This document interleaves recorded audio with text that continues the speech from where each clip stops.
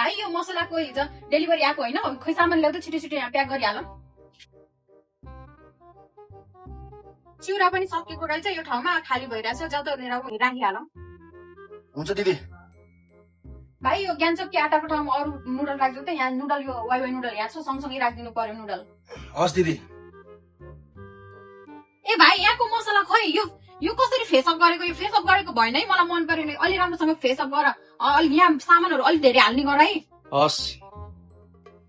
कति फोहोर हो के यो कति सफा चाहिँ गर्दैनौ भाइ तिमी यो सफा पनि गर अनि यसमा मप पनि लगाइहाल त